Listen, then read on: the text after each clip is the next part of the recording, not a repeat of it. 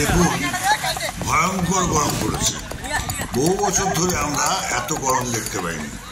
যেমন গত বছর, তার আগের বছর গরম হয়েছিল, কিন্তু নট টু দ্যাট এক্সটেন্ট। এখন যেভাবে গরম পড়েছে, রোদের দিকে তাকানো যায় না, মনে হয় চোখ চলে যাবে, এরকম অবস্থা। সেই অবস্থায় আমরা তো বলছি যে 10টা থেকে 3টে অব্দি কোথাও না বেরোতে, এবং স্কুল থেকে ছুটি দিয়েছে বাধ্য হয়ে। উপায় নেই, একটা বাচ্চা গরমের মধ্যে এলে তার সর্দি কাশি হতে পারে, তার ফেরিনজাইটিস হতে পারে, ল্যারিনজাইটিস হতে পারে, টনসিলাইটিস হতে পারে, তার নিউমোনিয়া মতো হতে পারে। এবং নিউমোনিয়া হলে অনেক বাচ্চা মারাও যায় আমাদের দেশে এই ভয়ঙ্কর গরমের মধ্যে।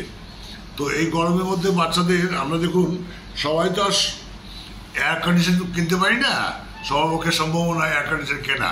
একটা এয়ার কন্ডিশন মেশিনের দাম অনেক বেশি। সুতরাং আমরা বাড়িঘরে থাকবো, বাড়িঘরটা খোলামেলা রাখবো। খোলামেলা বা জানলা ফালা যেন খোলা থাকে, এবং জল দিয়ে যেন জায়গাটাকে পরিষ্কার রাখা হয়। জল দিয়ে যেন জায়গাটা পরিষ্কার রাখা হয়, পরিচ্ছন্ন রাখা হয়, ঠান্ডা জল।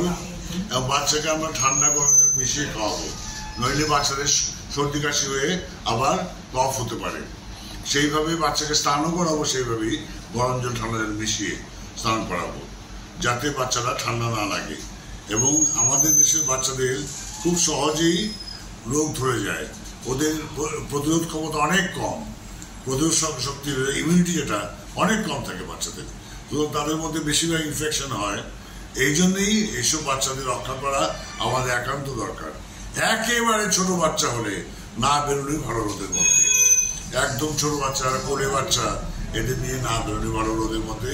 আর এরপরে বড় যারা বাচ্চা 3-4 বছর, তাদের নিয়ে না বেরোলে ভালো। কারণ এই গরমের মধ্যে এরা ঘামবে, সোয়েট বেরোবে, নাক দিয়ে সর্দি বেরোবে, তারপর তার থেকে কফ হবে, কফ হয়ে ফেরিনজাইটিস হবে, টনসিলাইটিস হবে, এবং আলটিমেটলি নিউমোনিয়াতে পরিণত হতে পারে। তো সেই সব জিনিস থেকে রক্ষা করতে আমরা অবশ্যই বাচ্চাদের এইভাবে রাখবো, যাতে বাচ্চারা সহজেই ইনফেক্টেড না হয়ে যায় ভাইরাস দ্বারা।